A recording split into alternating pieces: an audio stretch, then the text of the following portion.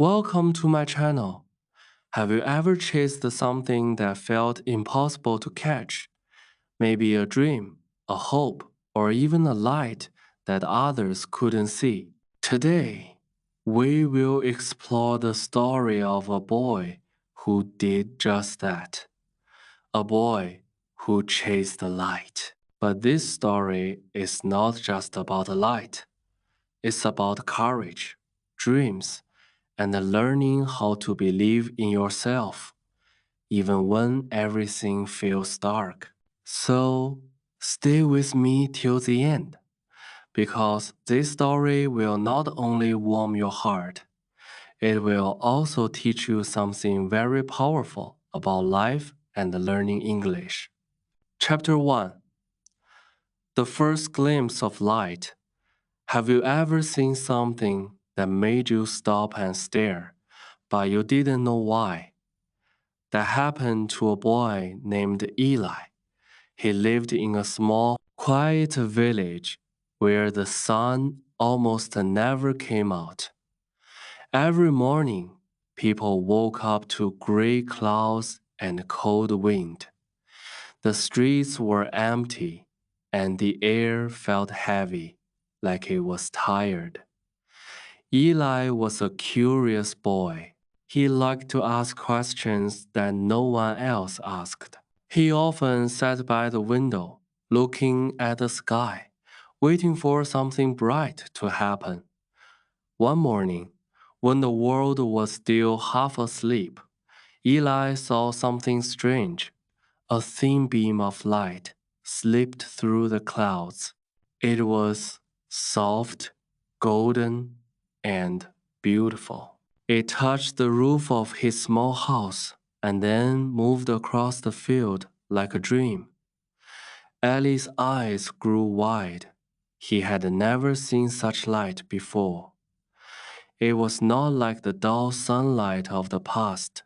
This light looked alive. It danced. It sparkled. It caught him. He ran outside without shoes. The ground was cold and the wind was strong, but Eli didn't care. He followed the light as it moved slowly toward the hills. It was as if the light wanted him to come. His heart beat fast. "Wait," he shouted. "Don't go." But the light kept moving, and soon it disappeared behind the trees. Eli stood there, breathing hard, feeling both happy and sad. When he went back to the village, he told everyone about what he saw. But no one believed him. The baker laughed and said, "A light that moves. That's just your imagination." The old man in the shop said, "There is no light here, boy. Only fog." Even his mother smiled softly and said, "You must have been dreaming, Eli." But Eli knew it was real.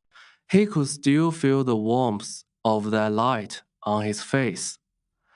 That night, Eli couldn't sleep. He kept thinking about the light.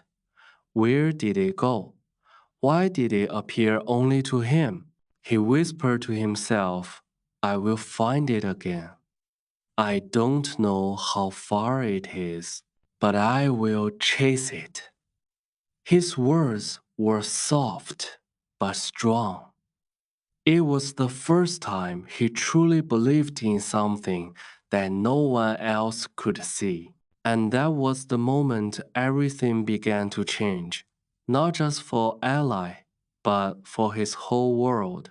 Because when you decide to follow what you believe in, even a small light can lead you to something much bigger. Chapter 2. The Path of Doubt. The next morning, Eli woke up before the sun. The village was still sleeping. The air was cold and silent, and a thin mist covered the ground. He packed a small bag, a piece of bread, a bottle of water, and a warm cloth his mother had made for him. Before leaving, he looked back at his small house. It was quiet. For a moment, he felt afraid. He thought, what if the light never comes back? What if everyone was right? But then he remembered how that light had touched his face, soft and warm like hope. That small memory gave him courage. He whispered to himself, I'll find it again, and stepped into the unknown. The path outside the village was long and full of stones. The wind pushed against him as if trying to stop him. Sometimes Eli wanted to turn back. He missed the smell of his mother's cooking and the sound of people talking. The world outside felt so big and quiet. Every sound a bird, a branch breaking made his heart jump. As he walked farther, the light did not appear. The clouds grew darker, and rain began to fall. Ali sat under a big tree and ate a small piece of bread. He was cold, wet, and tired. He thought about the people in the village who had laughed at him. Their voices echoed in his mind. There is no light, boy, only fog. For the first time, he began to doubt himself. Maybe they are right, he whispered. Maybe I saw nothing at all. Then something strange happened. A small firefly flew near him. Its tiny body glowed softly in the rain. Eli watched it, amazed. The firefly circled around his hand, shining in the dark. It was such a small light, but it was real. Eli smiled and said, You're small, but you're not afraid of the dark. He stood up again. The firefly flew ahead, and Eli followed it. Step by step, he began to walk again. He realized something important. Sometimes light doesn't come all at once. Sometimes it comes little by little, one small spark at a time. As he climbed the next hill, the rain stopped. The sky began to open, and he saw a faint glow far away behind the forest. It was weak but steady, just like his heart. Ali took a deep breath and said, I'm coming. That night, when he rested beside a quiet stream, he looked up at the sky. There were no stars yet, but he knew they would come, because light always returns even when you stop believing for a while. Chapter 3. The Forest of Shadows. Eli woke up at dawn. The firefly was gone, but its light still lived in his memory. In front of him stretched a thick forest, dark, silent, and full of mist. The trees were tall and heavy, their branches twisting like giant hands. The forest looked alive, as if it could breathe. Eli hesitated. He felt the air grow cold around him. This must be the forest of shadows, he whispered. He had heard stories about it, how travelers got lost inside and never came back. But the faint glow he saw last night came from the other side. He couldn't stop now. He took a deep breath and stepped into the forest. Instantly, the light disappeared. Everything turned gray. The sound of birds vanished. The only thing he could hear was his own heartbeat. The deeper he went, the darker it became. Each step felt heavier than the last. His legs trembled, and fear began to creep into his heart. The trees whispered strange sounds, like voices calling his name. Suddenly, he heard footsteps behind him. He turned around quickly, but no one was there, only fog and shadows. His heart beat faster. Then he saw something moving between the trees, a dark shape, silent and slow. He wanted to run, but his legs froze. The shadow came closer, and Eli closed his eyes. When he opened them again, the shadow was gone. In its place, there was a small mirror hanging from a tree branch. It was old and cracked. Eli walked toward it carefully and looked inside. What he saw surprised him. His face looked tired and pale, but behind his eyes, there was still a small spark of light, the same light he saw that first night. The forest was not showing him danger, it was showing him his fear.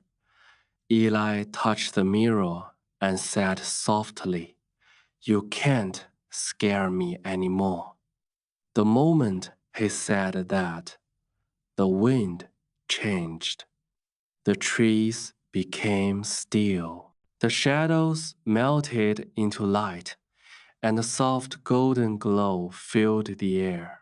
The path ahead became clear. The forest wasn't trying to stop him, it was testing him. As he walked forward, he began to understand something.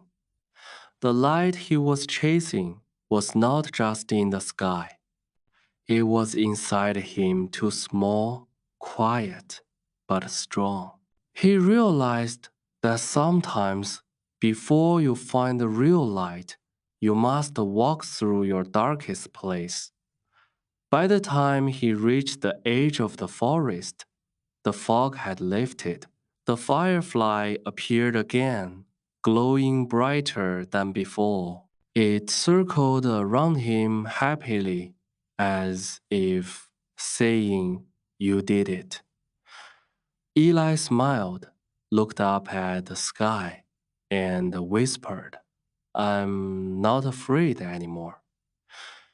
He took one last look back at the dark forest and said, "Thank you," because now he knew even the shadows had something to teach. Chapter 4: The City of Reflections. Eli walked for many days after leaving the forest. The air grew warmer, and the ground turned smooth under his feet. One afternoon, as the sun began to set, he reached a wide valley. In the middle of it stood a shining city, bright and beautiful. The buildings looked like they were made of glass and mirrors.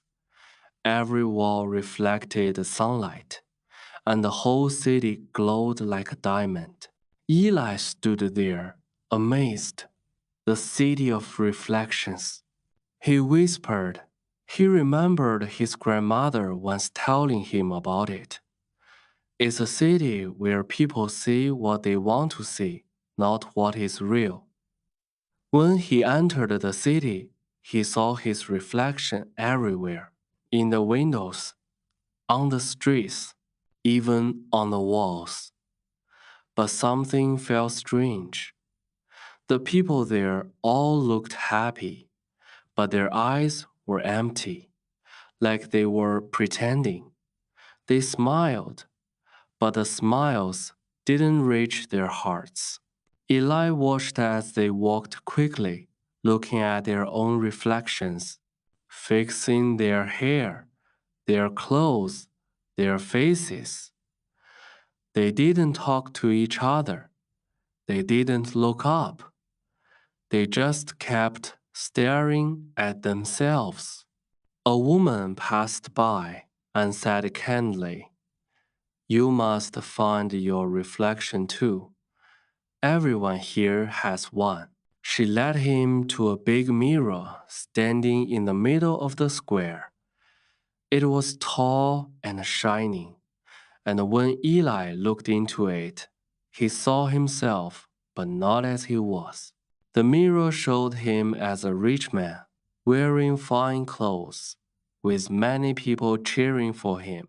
It looked perfect, and for a moment he smiled. But then he saw something missing. His eyes had no light. They were dull and lifeless. He turned away quickly. The woman frowned. "Don't you like what you see?" she asked. Eli shook his head. "It's not me," he said softly. "It's only what I think I want to be." As he walked away, he began to notice the truth behind the city's beauty. The mirrors were cracked. The streets were dusty. The buildings weren't made of glass.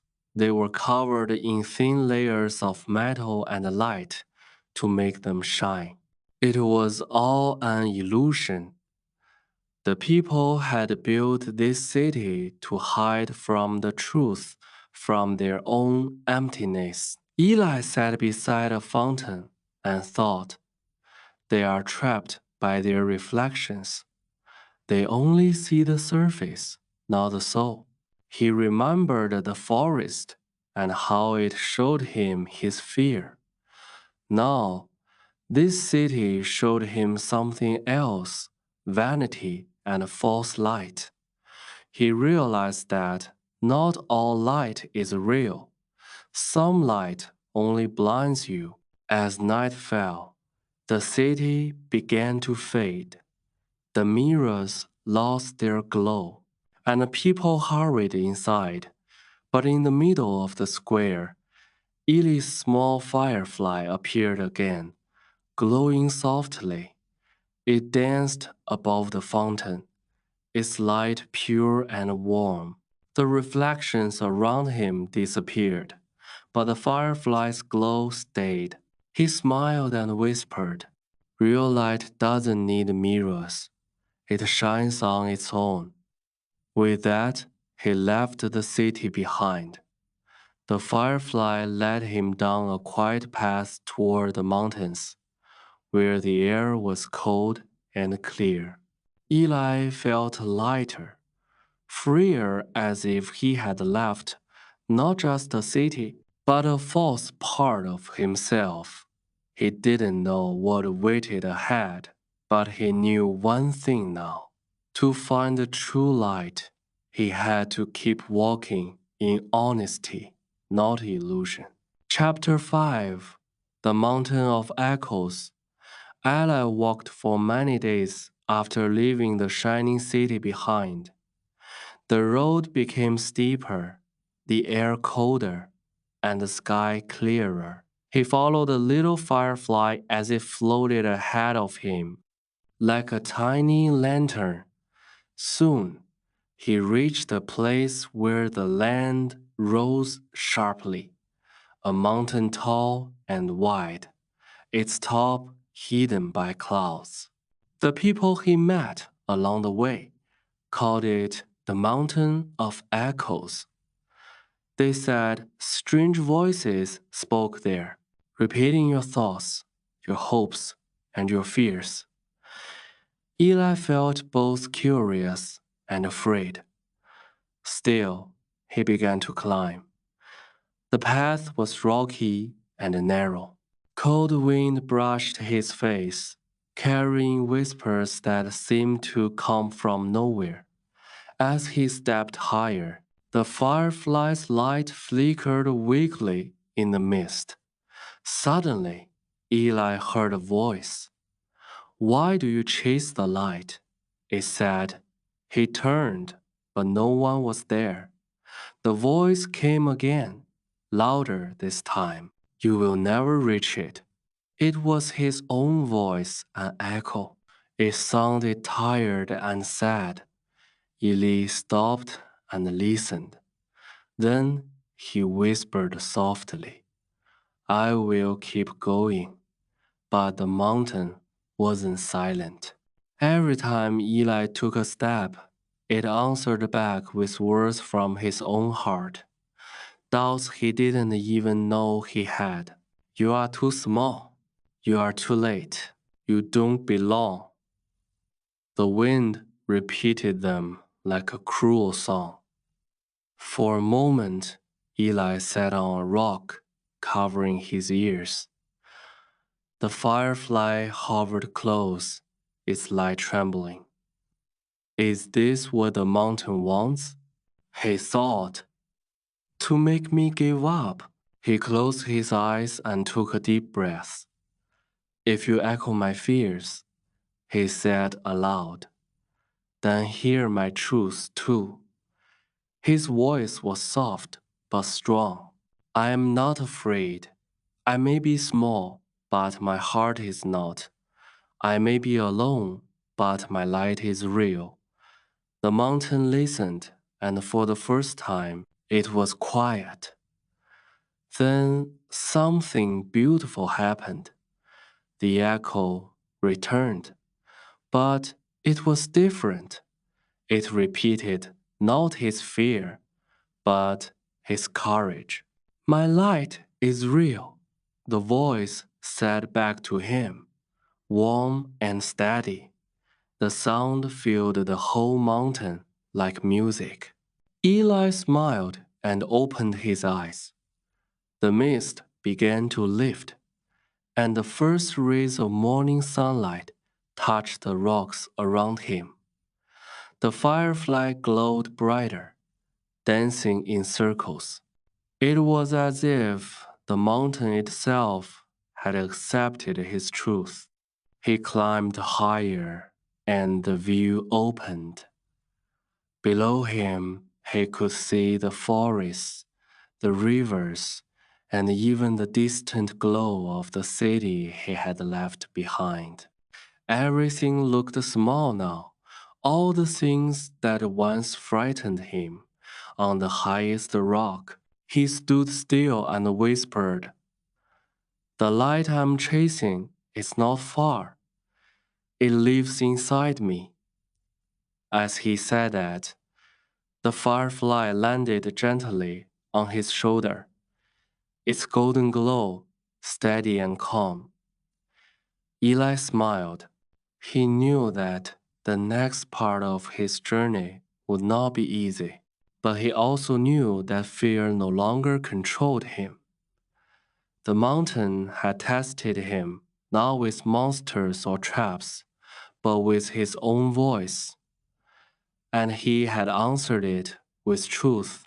He looked toward the horizon, where the sky burned orange and gold.